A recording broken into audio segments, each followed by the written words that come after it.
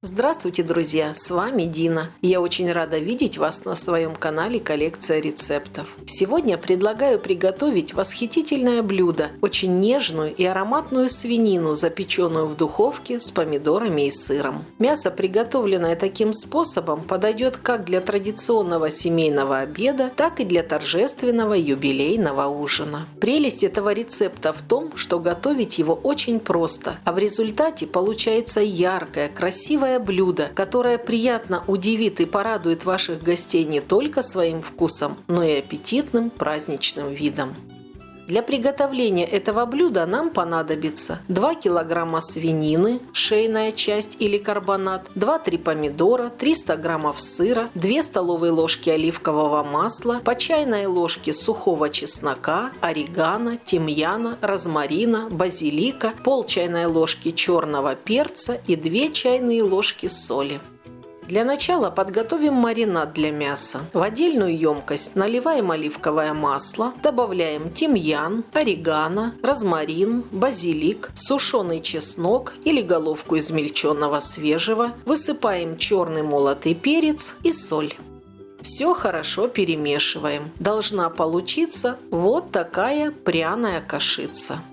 А пока отставляем ее в сторону и займемся мясом. Старайтесь выбрать мясо целым ровным куском, шейную часть или карбонат. Нарезаем мясо поперек волокон на порционные куски толщиной с палец, не дорезая до основания где-то 1-2 см.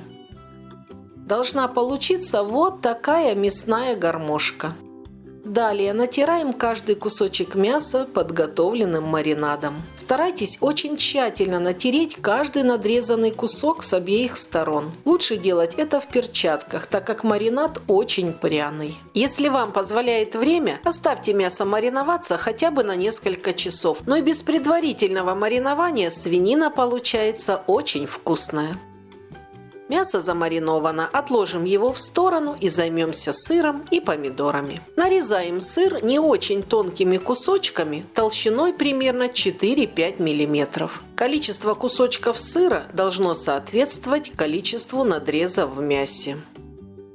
Сыр подготовлен, нарезаем помидоры. Так же, как и сыр, помидоры нарезаем толщиной 5 мм из расчета по 1-2 кусочка на каждый мясной надрез в зависимости от размера помидоров.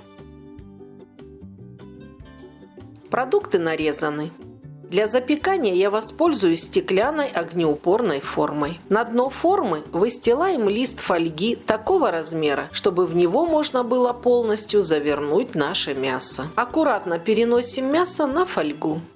И сейчас в каждый разрез укладываем по 2 кусочка помидора и по ломтику сыра. Фольгу ничем не смазывайте, так как при запекании все продукты дадут свой сок. Мясо подготовлено для запекания. Заворачиваем его в фольгу. У меня фольга очень плотная и достаточно 1 слоя. Если у вас тонкая фольга, уложите ее в 2 слоя.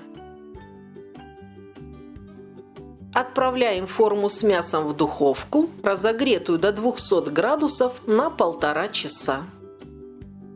Спустя 1,5 часа раскрываем фольгу, поливаем мясо выделившимся соком и даем зарумяниться ему в течение еще 10 минут. В общей сложности мясо провело в духовке 1 час 40 минут при температуре 200 градусов. Достаем его. Наша свинина, запеченная в духовке с помидорами и сыром, готова.